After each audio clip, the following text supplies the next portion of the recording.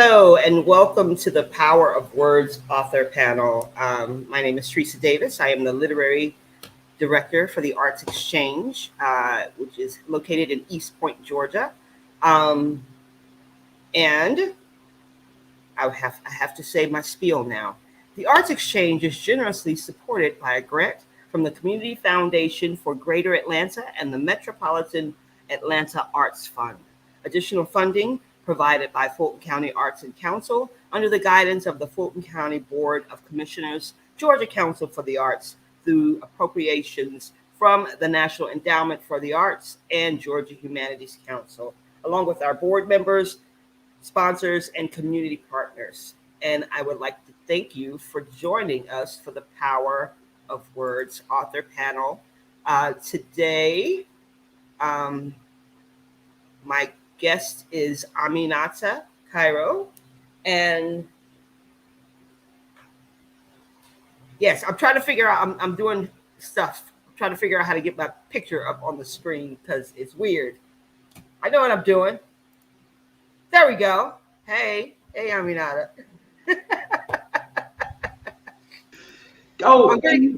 I got you. Yes. Yeah. Thank you so much for joining me today. We had this is our second time trying to make this date. Yes. We had technical difficulties for the first date. We sure did. But the second date is going great, I think. Yes. So far, so good. I appreciate you so much for being here. So we're going to be talking today about Aminata's new book, Holding Space. It's a beautiful cover. Beautiful title. It means a lot of different things, I think, to different people. Like we all have different definitions for those words, those things that hold. So it's a storytelling approach to trampling diversity and inclusion. Yes. Okay. I want to ask you about the choice of the word trampling. It's one of my favorite words. It's not used a lot. Right. So when you use trampling, Yes. what does that mean for you?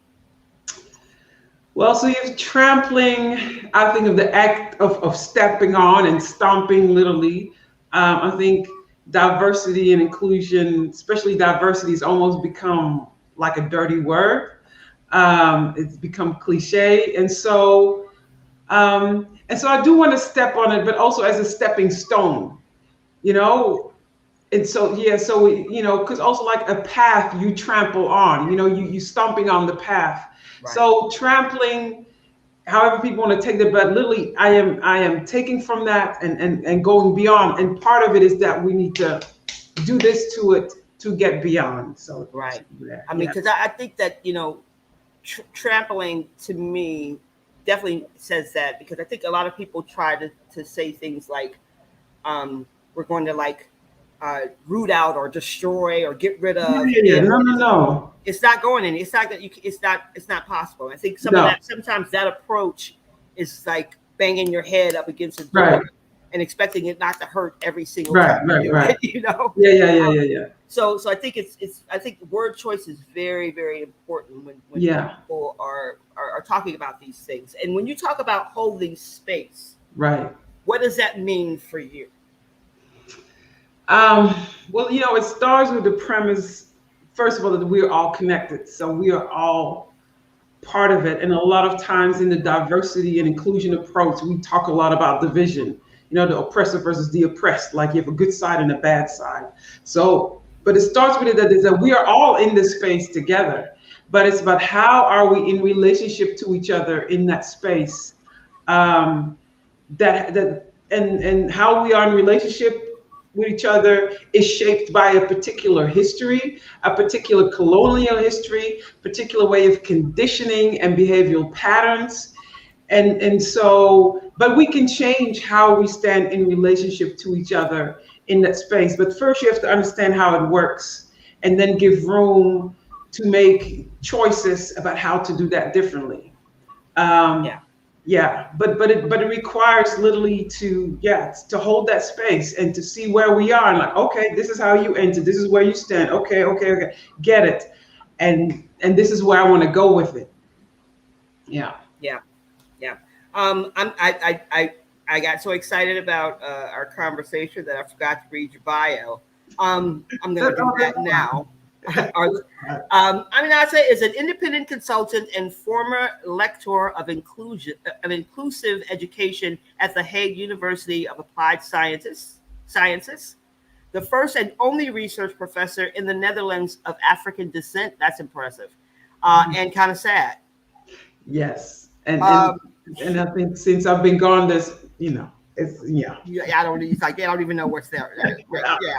yeah. So born and raised in the Netherlands to Surinamese parents, she left the U.S. to pursue her college education. She obtained a master's degree in clinical psychology and medical anthropology and a PhD in medical anthropology. As an international woman of color, she experienced firsthand the challenges of diversity and inclusion in her applied anthropological work with students, education, and community organizations. She has continually strived to promote inclusion at both the academic and the community level. I'm going to stop there. It's Yes. amazing. I'm going to also put it in our comments so other people can Thank find you out and check out what is going on in your world. Now, with this book, Holding Space, Yes. I know that you have other components to kind of help push the conversations. Could you tell us some more about that? How so? Like you mean like the podcast and things like Yes. that? Yeah. So the idea again is to create the space for us to engage this topic, but to do it in different ways. And so one of the things we've done, I did a podcast where I literally went on LinkedIn and Facebook and Instagram and said, "Who wants to read some chapters and discuss them with each other?" So we did that, which was so much fun. So little people from Brazil, Suriname, America, Netherlands. We're starting to discuss some of these chapters because that was also the goal of the book, to get people talking, with each other. So I've done that.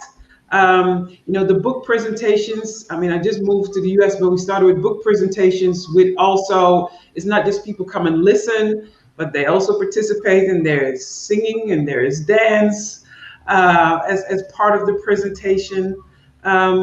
And then I give keynotes and workshops and things like that. Okay. Yeah. Yeah. No, I think that's important to kind of couch these conversations in a way Yeah. that people can take them in, Right. rather than feel like they have to fight against it, like Yeah. they're being attacked. Yeah. And which is part of why I think it's really important for us to continue to have these conversations, especially as this whole idea of critical race theory being a bad thing, to learn actual history as opposed to the parts that they want to cherry pick out. Right. So this is the paragraph in your book that just basically punched me in the face. I'm going to share it with us, okay?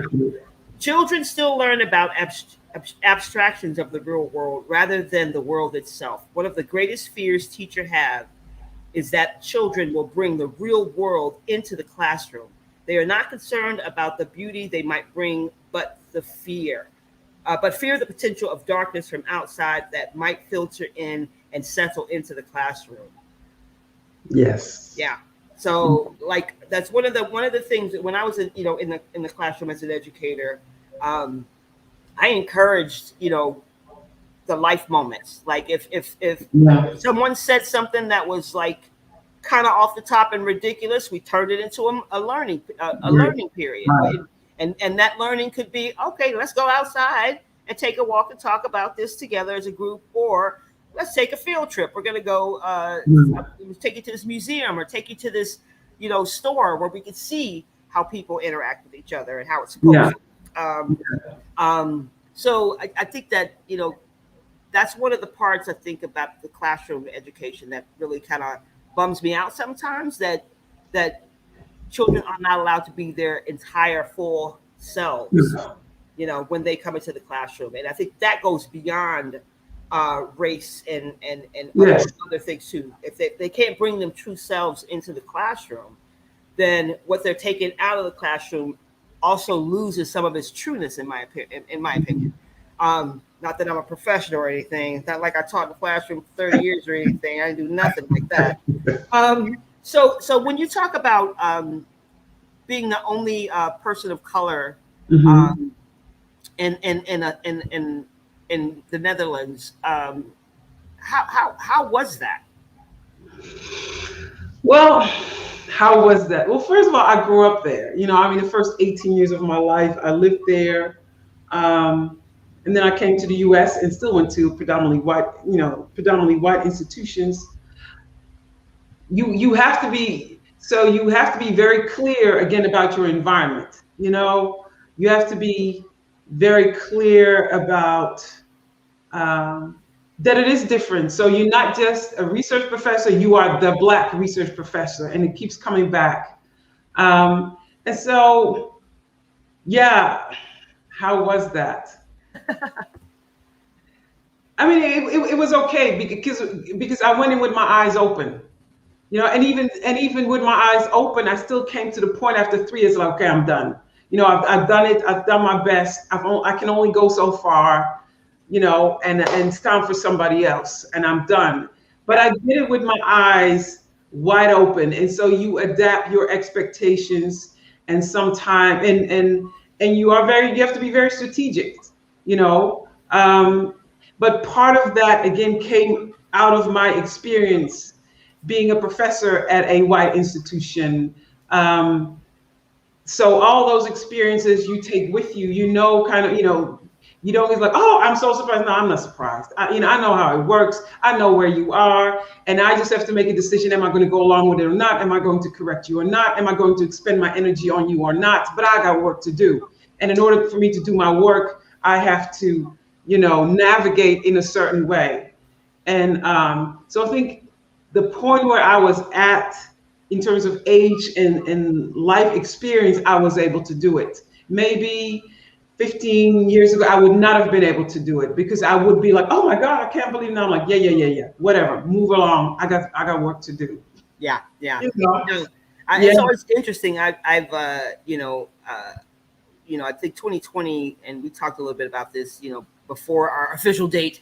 2020, a lot of things happened, and American and people in the country and the world was like, oh, racism, that's a thing, right? And real. right, and I found myself embroiled in diversity training meetings, and it was always interesting that, I mean, we live in a world where, I mean, people aren't in a vacuum, or Right. clueless to what's happening. Right. So it always surprised me that people wanted me to relive my trauma, Hmm. just so they could tell me they're sorry. Yeah. For And consumption. Yeah. right, or to tell me that that's not them, or they're not like that, or Mhm. I don't. Mhm. It was so weird. And I and like I said, I think knowing yourself and knowing where you are Yeah. in the world, and I think also that growth of living in the world as a person of color. Um, I go to some of these diversity training meetings, and there's like 40 people in the meeting, and 5 of them are Black, and I'm like, first of all, that's the problem, and I kind of just want to say that and leave. Hmm. Right? Yeah. You don't have people of color in this room, and we're supposed to talk about. So that means you're going to put us in breakout rooms and strategically have one Black person in each breakout room. It was so Right. weird. Um, so I think that knowing how you are, knowing how you hold your space. See what I did there. It is really important as far as being able to navigate. Yeah. Whether you are an educator or a student, or just like trying to go to the store, you have to know how to navigate, Right. and how you hold your own space. Yeah. So, what was the most difficult thing about writing this book? And how did your medical anthropology and wait, what's the other thing? The anthropological and the psychological. How did they marry Combined. into this process? Yeah. Well, I started. Before I answer that, wanted to say, your experience that you had in those diversity trainings, I had that in the 90s, because in the 90s, I went to anti-racism trainings, so that's over 20 years ago. So that's why I'm like, yeah, I don't do that. And, I don't do that, but have that experience, where the people of color would roll their eyes, or, I call them waiting for the white people to get at trainings, and the people go, yep, we know, yep, we know, yep, we know. And they're like, oh, I'm so sorry. I say, yeah, whatever. So, so even in my work, so that experience again helped me to approach it in a different way. So to make it not be about, oh, I'm in shock. And you are allowed to go whatever it is you have to go through as you're coming into your realization. I get that. But then do not look at the people of color and expect them to nourish you, hold you up, and make you feel better. That's not our job, right? That's, do the work. And when you do the work, please feel free to join, to act, to move forward. So just to say that. And you asked me what was the hardest thing. Oh, and when it came to writing. So I started writing when the pandemic, I mean, I knew I had to write the book, and then the pandemic hit, and then we were in the lockdown, and it was silence, and it was quiet, and then it was just like, I gotta write. And then, I just like an insane person every day. It was because of the quiet, it just came, it just flowed. So within 3 weeks, I'd written 3/4 of the book out day and night. I would wake up in the middle of the night and just, it was just, and then it kind of stopped, and then it's like, oh boy, but then it came back, and then finished it. But to me, even in me as a person, the anthropology, which is about the study of people and people's stories, and to me, psychology is also about people's stories, but in a different way. And then the community work is about joining, and so they all kind of come together. And in particular, in my academic work, I have studied indigenous knowledge, because as well as I did academically, it was still a white people's perspective, so it was entertaining, it was fun, but that's not where I come from. It didn't resonate within me. And then when I started reading, like, from indigenous scholars, and I was like, oh yes, this is what feels right. So the starting point that we are all connected, and that we're in this together, as opposed to this very individualistic approach, this concept of being with, and this concept of, you're not, just because you want the story doesn't mean you're entitled to the story. You have to earn the right to get to my story. And so that means you might have to sit here with me for a while until we have a trusting relationship. You might have to come back 3 or 4 times and drink tea until it's okay, now you can get the story.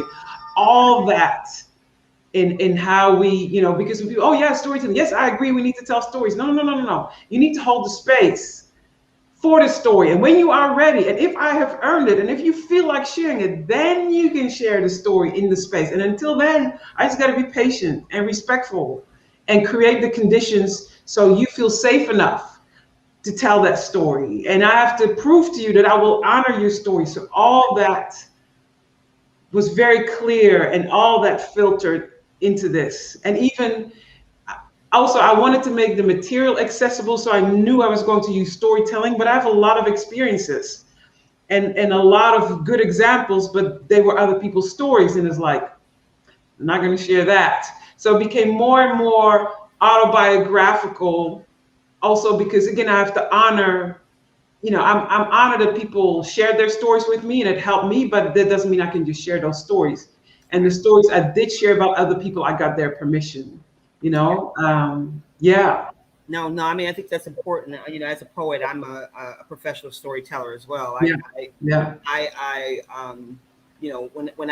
I write a poem that I am going to share, and it involves the other people in the story, I always ask, especially if it's like, I have a poem called Like, which is, Zion, when he was a little kid, trying to explain to me how he felt about this girl, and he just kept saying, I like her. He must have used the word like 80 times in this whole explanation of trying to explain how he liked, right? And so it just stuck with me, and I was like, okay, I have to tell this story. So when I finished the poem, I asked, I'm going to be telling this story. It's about your mom being really queer, and your definition of like. Is this okay? You Yeah. know, and when I try to keep it. I write mostly about what's happening in the world around me, but when I get into those interpersonal stories, Yeah. where my story is stepping into my children's lane or stepping into my parents' lane, where I try to get that permission, Yeah. um, and try to stick to as much of my part of the story as possible. Right. And because if there was a big thing that was happening a little while ago about people like literally taking other people's words and claiming them as their own, Wow. and not giving credit, or not crediting where they go to. Right. And I've seen it firsthand. I've seen folks literally steal other people's stories and not say who they are. Yeah. And so in those some of those instances, I have been the butthole who stood right in front of the stage going, I know the poet who wrote that poem that you're saying that you wrote. I know them very well. I'm Yeah. going to call them up right now, and let them know how you're doing their poem, but you're not giving them a shout out.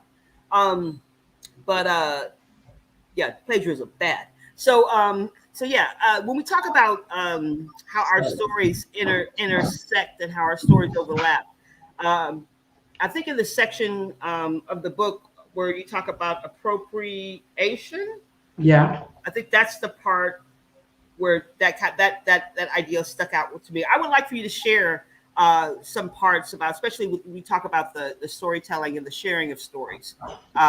So it is what happens. Let's share like 15 minutes. I'm Sure. just gonna make you the spotlight, Okay. and I'm ready when you are. So you'd like for me to read a little bit from appropriation? Yes. Okay. I'll gladly do that. Hold on, let me pull it up. Mhm.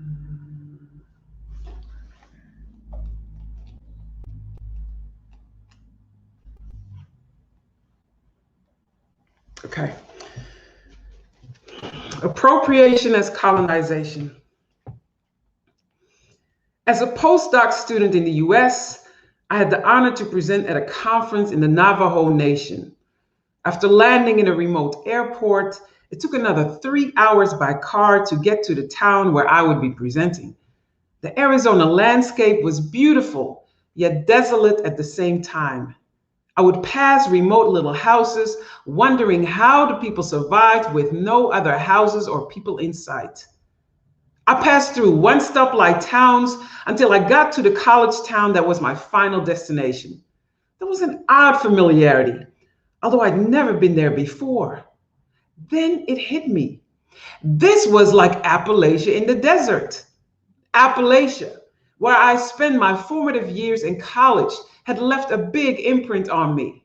And thus, a homecoming sort of feeling overcame me in this browner, drier version of my youth. The native people, too, were different yet familiar. Their way of speaking was different. I had to get used to a different sense of time, as people would refer to the past in the present and vice versa. People spoke about experiences of their ancestors as if they happened yesterday, highlighting the connection in their communal experience. What really stood out were the introductions. People introduced themselves by first stating the linear tribes of their fathers and mothers' people.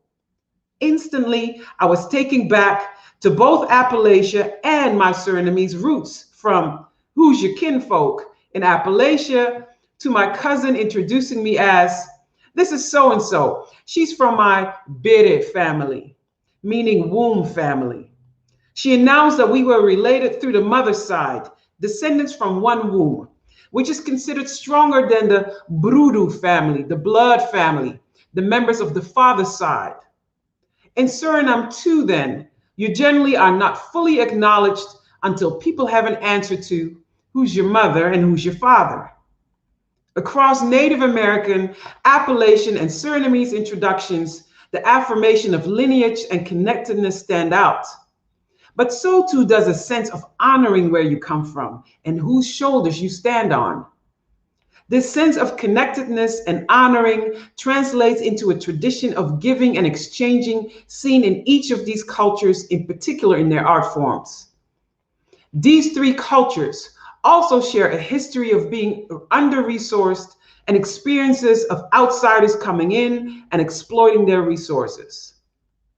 In the dynamics of the dominant and the other, there is a practice that reflects the paradigm's colonial roots, namely appropriation. Similar to the act of consumption, the dominant takes from the other for their own good.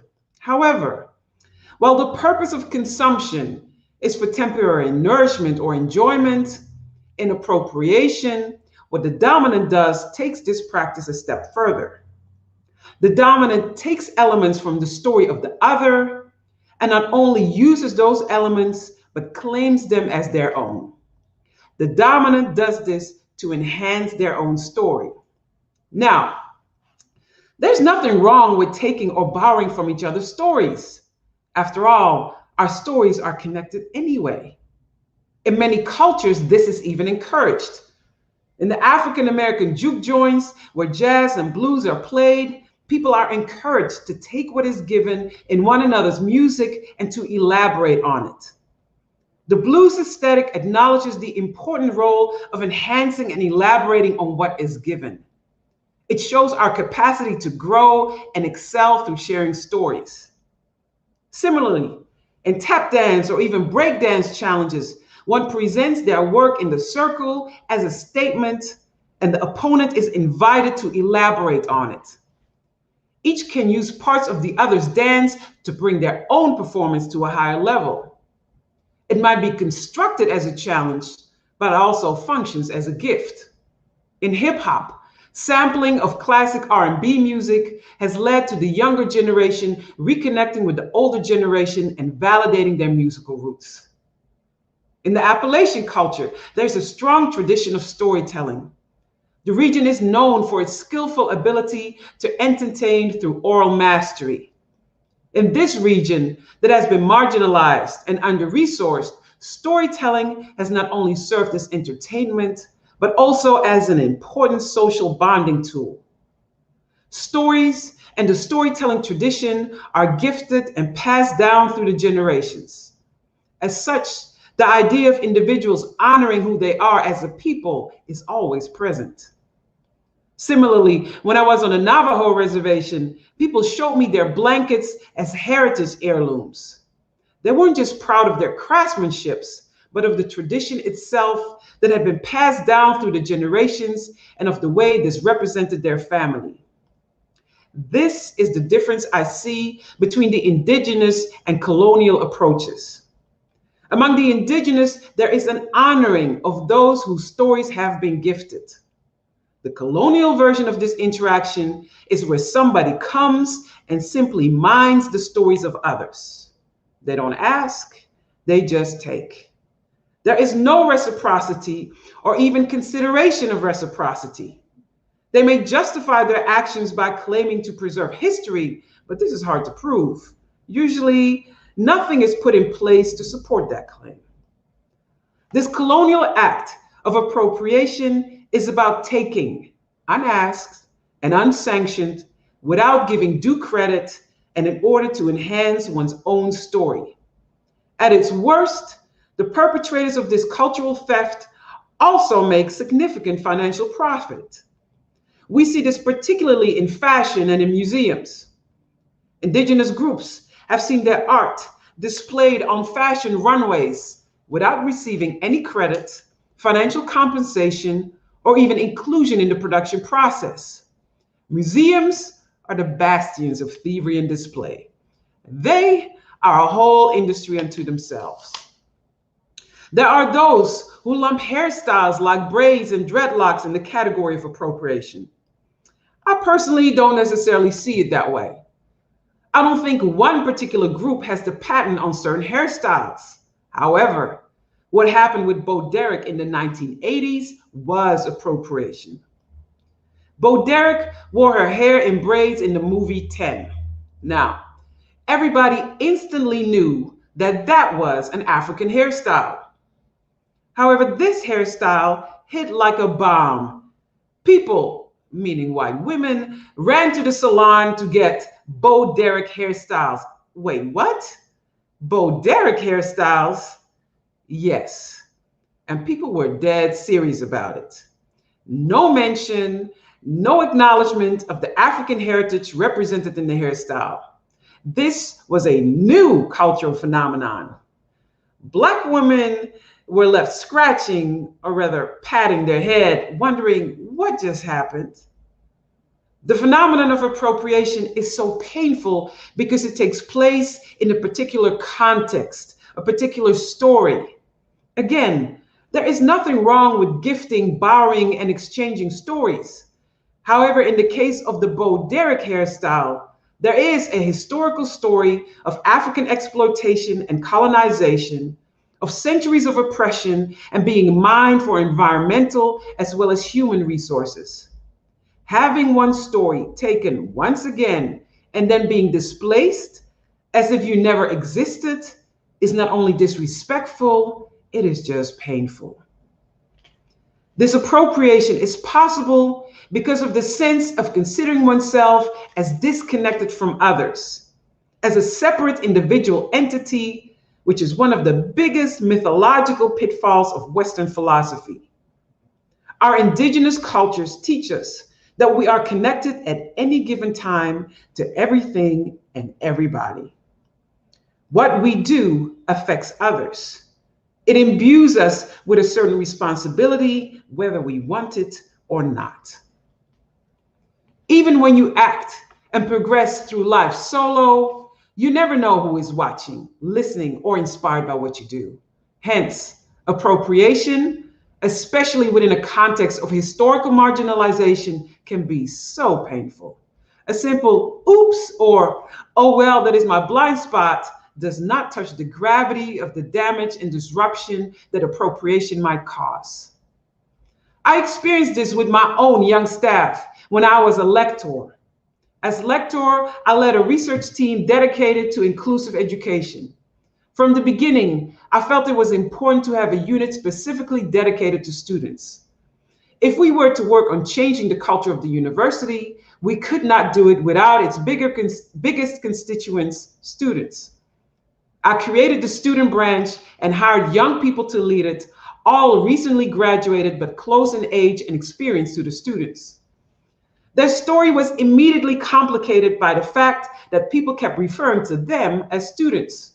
No matter how many times we informed people, both via verbal and written notice, that these individuals were not students, people kept referring to them or introducing them as students. There was a message of marginalization there, of not being regarded as equal to the other employees, even though they had earned their diplomas and their position. We talked about it, joked about it, and were at the point where we would give each other the look and roll our eyes whenever it would happen again.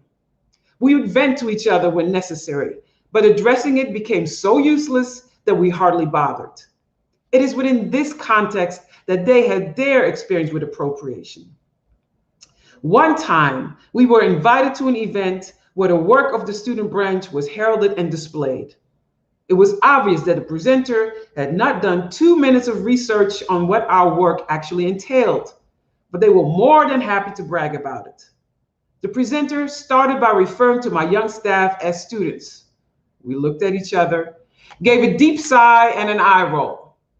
But then it went on and got worse, way worse. Every piece of shared information was wrong. I wasn't surprised or even hurt, though annoyed maybe. This was nothing new, appropriation in action. Of course, it is great when people want to celebrate your work, but I got the feeling that because it was about students, it was not taken as seriously. It would have been so easy to have involved the student branch staff in the presentation, or at least consult with them. It would have given them their due respect, respect they deserved. None of that had happened.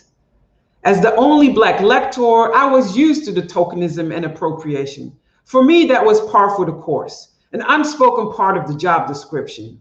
What did strike me here, though, was how by affiliation to me, these young people were also negatively impacted. I felt bad for them. Their work was diminished and pimped. I turned out to be right. I watched as horror materialized in my staff's whole demeanor as they realized what was happening. I saw how all the theoretical insights they had gained under my tutelage suddenly became real on a very visceral level. And it did become real. At that point, the violating party was no longer of interest. The only thing that mattered was how was I going to help them get through this. As we left, we checked on each other and talked a little bit, but not too much. The first call came while I was still on the train on my way home. I am sorry, but I just have to talk about what just happened because I am so upset. And so I listened and affirmed their feelings. They just raped our work and I feel violated, and on and on. And I listened and held their hand through the digital divide. The blues aesthetic teaches that you have to go through the ugliness in order to resurface in a better place. So I let them swim through it and held the space for them, as these young people had done for me many times. One has a tendency to think of appropriation in terms of intercultural experiences because those are the easiest to notice. Someone wears or performs Black culture. Someone steals Native American dress for the fashion industry, etc. But appropriation can happen in any setting. Appropriation is about using and taking without honoring. On the work floor, then, this can be a major issue. Appropriation is like that little insect that bites, that you swipe away and make you think, what was that? Oh, well. The next morning you wake up with a swollen, infected hand. No matter how innocuous the act seems, it always leaves pain in its wake, and that pain can linger and fester. A workplace where some people tend to take and appropriate the work of their colleagues or subordinates has a different atmosphere than a place where people honor and celebrate each other's gifts. Distrust, dissatisfaction, and resentment are sure enough ingredients for a nasty relationship or workplace climate infection. Grantangi, thank you for the lesson that taking without honoring, as innocently as it may seem, has the capacity to do serious damage. That's it.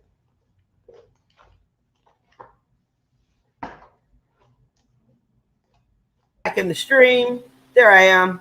Yes. Yeah, no, and it's always interesting, how you teach about a thing, right? And the kids are kind of like, yeah, well, and then they actually see it happen. Yeah. Some of that is like you said, some of the most powerful learning and some of the most painful. Yeah. We have a question from one of your former students. Okay. Lorraine Udi, UDI. Is that how you pronounce that? Mm-hmm. Okay. I like to get it right. What was the most challenging for you as a lecturer for inclusive education? And I think we got into a little bit of that in the story. Yeah. Was there any disappointments? Oh, the most challenging, and I think is that the amount of energy that you put into it, and when you don't see things materialize. I had one session with a group of students, and by the end, and you facilitate and got them to the point where they could share what they experienced. And these were students from the Caribbean. And by the end, we had 30 people crying. And it was like, okay, I've been here 3 years. If I cannot make it better for them, because they're the reason that I'm here. I don't mind fighting. I don't mind the trenches. I don't mind. But if I'm here and things do not get better, if they are suffering like this, then what am I doing here? That was the hardest. Again, I don't mind that it's hard. I don't mind the resistance. That's all part of the work. But that was heartbreaking. Yeah. That was heartbreaking. Yeah. And what was the second part of the question? Well, I think you kind of included in there was there any disappointment? That. Yeah, I mean, I think I always find it interesting when you know, people like the word inclusive kind of implies what it is, Hmm. but how someone can take that and just kind of like exclude simultaneously. Yeah, yeah, yeah. It's hard to even put it into words, and but when you've seen it done, it's just so it's so bizarre. Yeah, But yeah, yeah, and and within academia, and and it's not just academia, it's any kind of business, but in academia especially, where we are so focused on information, we want the information, and we think that if you just imbue people with enough information, then they will know what to do, right? And the information is just part of it, but it's about, if we're going to do this, it is going to do stuff to you. It is going to, and that's the process that you have to take them through. So even in the example with my young people, I had taught them, they knew theoretically what it was like, but then when there's like, what is happening? right, And that's the point where you say, I got you. I'm here, lean on me. And that's the work. That is the work that people want to bystep of, oh, but that is the work, that is the thing that will transform and that will change. yeah, How do you support people to go through the difficult stuff, and not just, here's a pamphlet, here's a booklet, here's a training for an hour, now go figure it out. right, You've been through the training, now you're going to encounter this, and you're going to be shocked into silence, you're going to be overcome, and I want you to work through that, and I'll be your cheerleader along the way. I got your back. And then afterwards you can come crying if you messed up, and then I want you to go back and do it again. yeah, That's the kind of stuff where you want to go with people that you want to facilitate.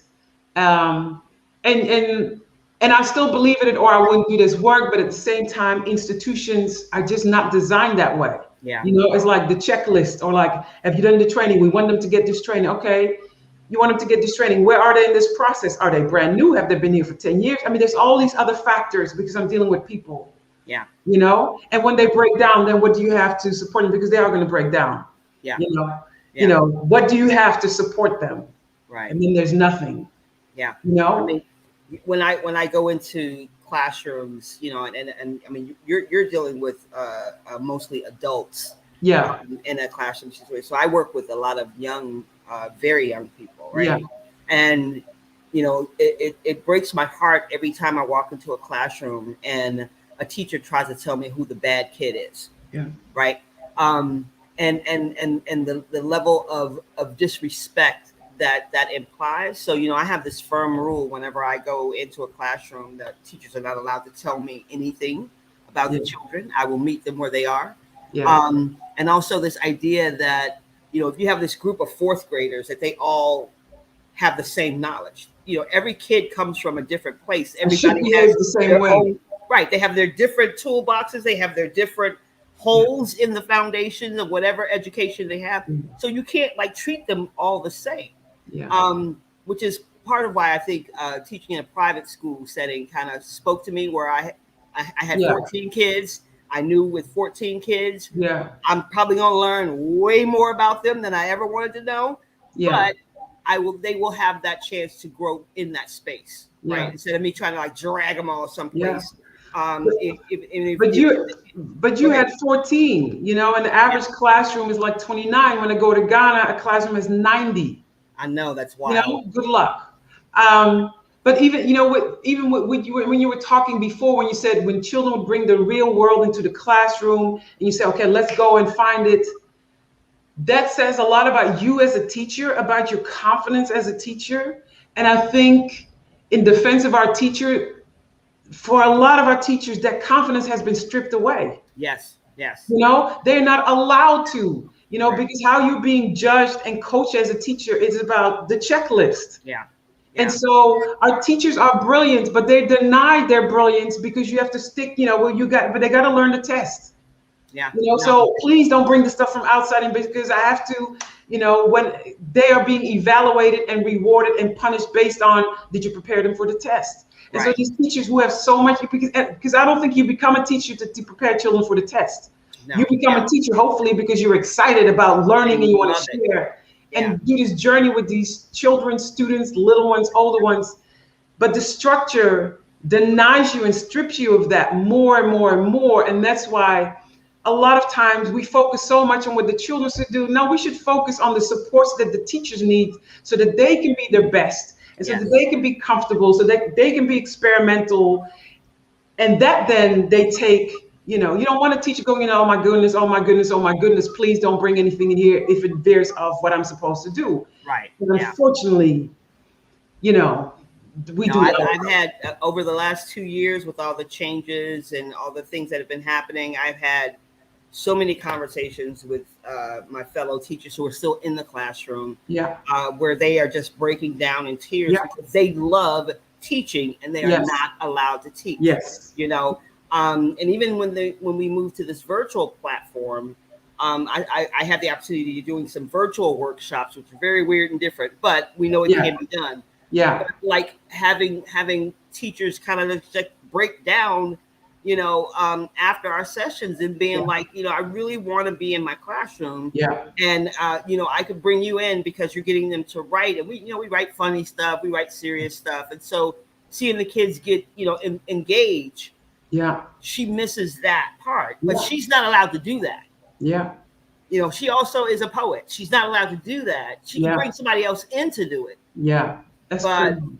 Which is, So what if, so to me, inclusion is about how to get the best, not just of the students, but also how to get the best out of our teachers, how to get the best of the non-academic staff who support the teachers. If they're upset and they have to schedule and support you, that affects, that this whole idea that we're connected to everybody. So, because a lot of times the teacher get a bum rap, but also again, the system does not support them to bring out the best in them, or even for them to say, I don't know what to do, and I think in higher education, especially, you get rewarded for the papers you write or for what you do well or the achievements. And where's the room to say, what, I don't have a clue. I need help. I would like to try, but I might mess up. That is not rewarded. Those are not the spaces that we have created in education. I'm forever hopeful that things will change, and I think putting the good information out there and creating our stories so that people can kind of share, piggyback, or just like understand. Oh wow, that's why I'm feeling this way, or that I think that is very important. Thank you so much for a great conversation. Did you want to leave us with any final words? Well, first of all, thank you for hosting me and helping me spread the word, and really, my approach, to holding space. It is about holding space for everybody, and the space that we have created, and not us personally, but our ancestors, is unfortunately filled with racism, sexism, any kind of ism. But as human beings have created, we can also dismantle it. And so the work for us is to be honest and to be brave and caring to transform these spaces. And I think we can, or I wouldn't do this. And I am inspired by the young people that keep bringing me in, and I'm inspired by the teachers who are doing fantastic work, and we have to keep boosting each other up. If you don't get support here, then you find support somewhere else, but there are people, we have to cheer each other on and celebrate what we do well, and keep learning and being bold, and keep moving forward. All right, thank you. Your former Lorraine says, lovely to hear a part of your book. Looking forward to continuing the conversation. So like people are going to be out there. So this is going to be available in online. So feel free to share it with whoever you need to. Those folks listening out in the world, thank you so much. Aminata, this has been a wonderful conversation. One more thing before I forget. Pretty soon I have a few other books coming out. This is for children, especially since you work with children. This is for children in the transgender community. Oh, excellent. I did not write it through. I wrote these stories while I was at SIUE with some of my former students, Elizabeth Gumbas, Kayla Koger, and Zachary Henderson, and my son, Samir. And so we wrote these stories. We collaborated with the transgender community in St. Louis, and also with a children's librarian. And so this started in 2014, and finally, they're going to, the stories have been out there, but the books, actually October 20th is Spirit Day, is a Okay. day dedicated to anti-bullying for LGBTQ plus youth. So that's when we want the books to come out. So I'm working behind the scenes, and so pretty soon people can get those stories. Excellent. Well, let me know. Yes, Keep me updated, because I would love to have your whole group on, and we can have another talk. yes, I would Um, love to. and get the book out there. Thank you so much for what you do for the community, You're um, welcome. and yes, it was a great Sunday afternoon Yes. conversation. Um, Thank you so much, and enjoy the rest of your Sunday. To Yes. our viewers, thank you so much for being here. The Arts Exchange is located at 2148 Noonan Street, East Point, 30344. Currently, we have in our gallery an exhibit called "Whose America Is It Anyway?" It will be up for a couple of more weeks, so please come and check it out. Wear your mask, hand sanitizer, but art should be viewed.